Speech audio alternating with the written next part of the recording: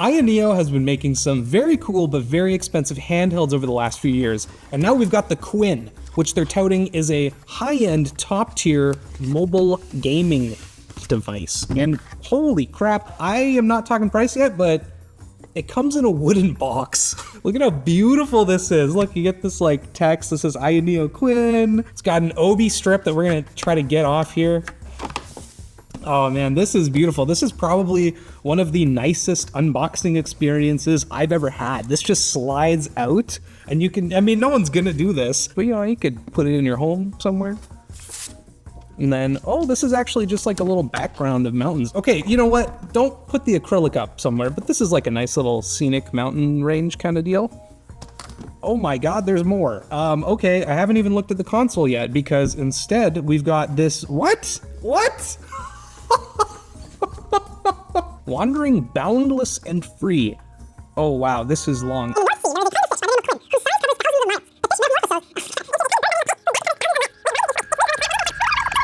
Oh, and then on the back is a bunch of like instructions or something. Say what you will about the rest of the console, this packaging is incredible. We've just got a little diagram here for like what our home button is. Oh, okay, well that's that. I thought this was like a second booklet, but it's really just a piece of foam for our console. But then there's another little paper sheet here. What's in this? We got our iSpace 2.0 instruction manual. That's just the software that they use in the handheld custom software.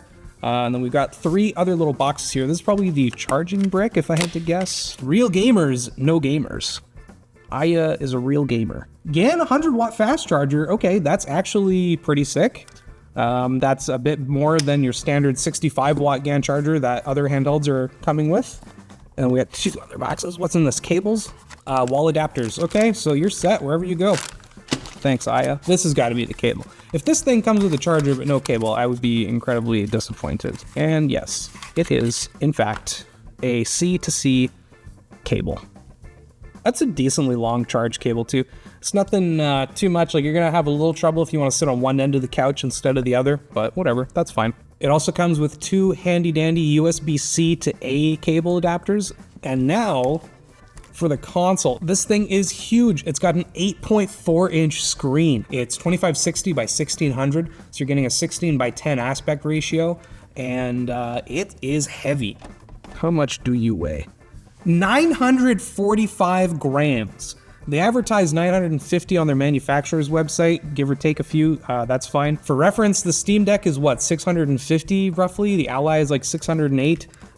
So this is hefty, and I don't know, it honestly feels pretty comfortable in my hands as is, but I don't know if I would feel comfortable holding it like on the bus for an extended gaming session. It's got an 8-point D-pad, which I don't think feels amazing, but I don't honestly hate it either. A couple of thumbsticks and back triggers. These all 4 are Hall effect, which is great. It means they'll be a little bit more reliable and you're not gonna deal with stick drift as quickly. Looks like they've got touchpads here or something. I'm not sure, we'll have to investigate once we turn it on. That's a big complaint from a lot of people is they like the Steam Deck's touchpads, but you don't have it on the Ally. Triggers feel a little light. They're not the worst, but the bumpers aren't super satisfying. I'm a big fan of like Xbox 360 era bumpers that are like clicks. These are a little mushy, not too bad though. Yeah, it's got 4 buttons on the back as well. I'll be frank, I never use these. I know that a lot of people might, but for me personally, it's really not an issue if they don't have the 4 buttons on the back. I never bought a Pro controller or anything like that. Actually, what's this little open? Whoa, comes with a kickstand? Oh, there's a micro SD card slot there. Nice. Okay, this is great. So while it might be really heavy, it does come with a kickstand, kind of like the Legion Go or the Switch OLED. So if you do want to like grab a controller, hook it up through Bluetooth or even wired, because it's got, looks like, yeah, both top and bottom USB-C ports, which is another huge plus. You can just game like this, no problem, on an airplane or at home if you know you just want to game in the living room from your couch. That's really cool, actually. Really happy to see that. Close it for now. Face buttons feel, yeah, perfectly fine. They're a little small, but not too small. I don't know what this T button is, and the 3 dots. That T might be for iSpace Turbo, maybe. And then we've got a little volume rocker on the top, power switch, USB-A. That's actually really surprising to see a USB-A port on this thing. One of the really cool things about these USB-C ports is that they're USB 4, and even if they're only Gen 1, they're going to be running at least 40 gigabit per second. So you've got a lot of bandwidth to play with here. I also just really like this like silver shiny exterior that it's got on the plastic. I don't know, it feels retro. Who does a light silver like this anymore? I kind of dig it though. It doesn't look like there's a ton of visible screws. I know that previous AYANEOs weren't that hard to take apart.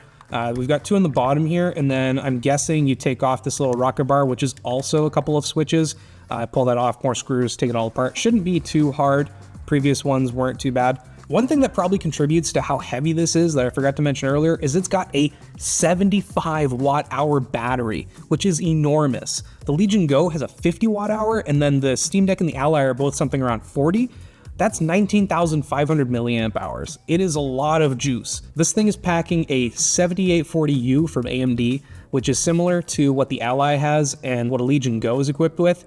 The difference here that AYANEO has managed is that it can turbo up to 54 watts TDP, which is significantly higher than both of those other handhelds. So I'm really curious to see, I mean, it's gonna drain the battery way faster, but I wanna see just like how much performance you can really eke out of this 7840U. So let's turn it on and give it a try, but not before a word from our sponsor. Thanks to Pulseway for sponsoring this video. When it comes to managing your IT systems, it shouldn't be a headache. Our sponsor, Pulseway, wants to make performing important actions on your system simpler, while having complete visibility into the network from anywhere. Pulseway lets you monitor, manage, and troubleshoot your workstation from the comfort of your phone. Compatible with any operating system, take complete charge of your servers, patched, and IT systems with Pulseway. Try it free today with a no-commitment trial available at the link below. Whoa, AYANEO.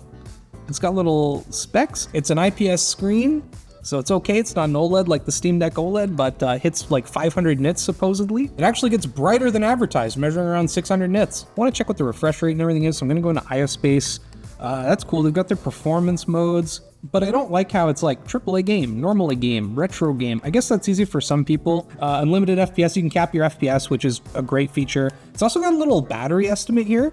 2 hours, 25 minutes, but I think that says at 18 watts, so it's a little hard to trust that. Upon further review, IOSpace has an option in the main program that has a toggle for CPU turbo, but it's disabled by default, despite the 54 watts being a really big selling point. Brightness is cranked, airplane mode off, always off. And then the T for the T button. The T button is for the touchpad, and it brings up a bunch of touchpad controls like gestures, click control, because yeah, you can click on them too, like buttons. Oh, okay, so that's acting as like a mouse cursor, left click or right click. Cool. Display settings, perfect. Display settings, what are you running at? What's your refresh rate? 60 hertz. Oh, okay.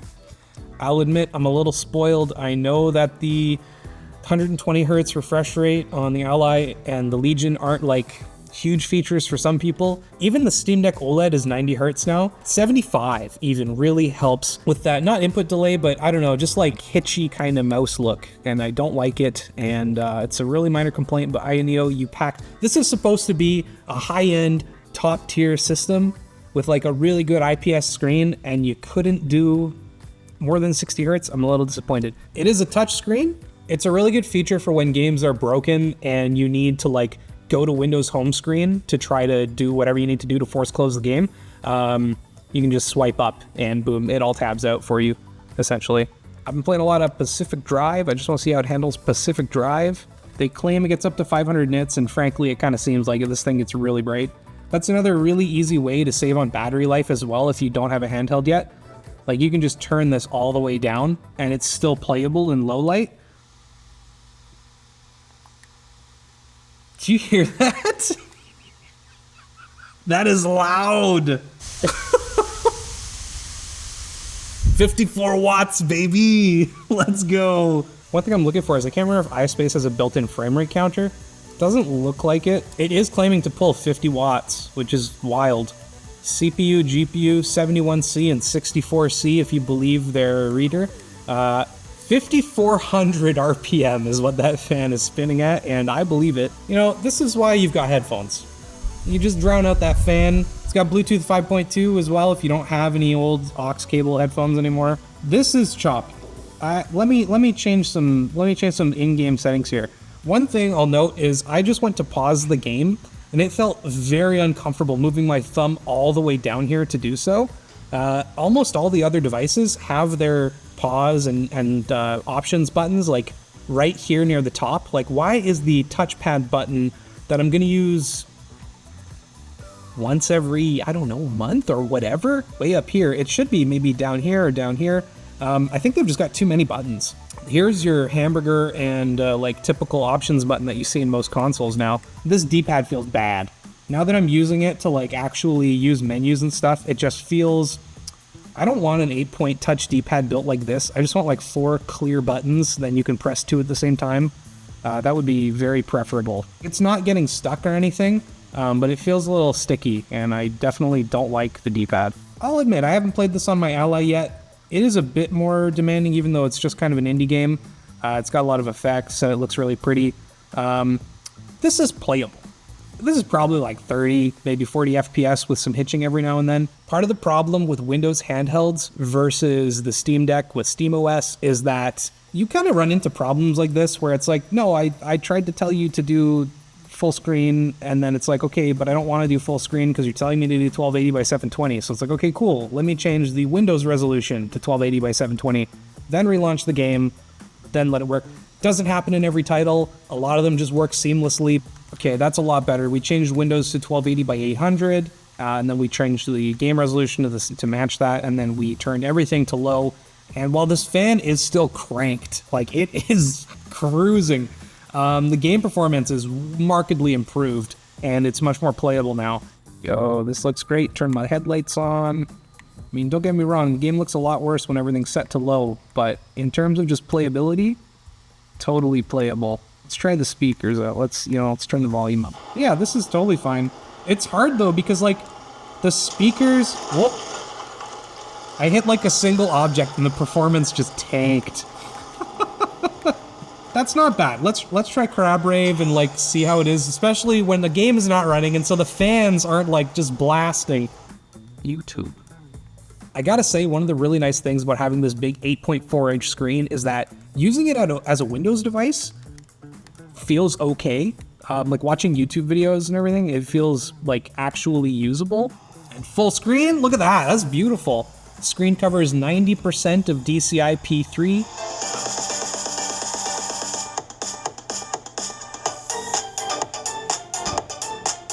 That's not bad.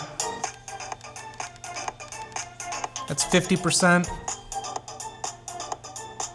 So they're bottom firing speakers coming out of these slots right here. Even though you kind of cover them up when you put them on the kickstand, it doesn't really kill the volume, which is really nice. I'd say they're adequate, maybe a little worse than a full-fat laptop, but you know, they're not bad. It is wild that it lets you just turbo to 54 watts without it plugged in. The Ally, you need to be plugged in to do 35. Grab a controller and kick back. My brother in Christ, I am holding what is a controller and a computer at the same time. Whoa. This is actually really playable. I'm pretty sure I'm still at like 1600p too. Those fans.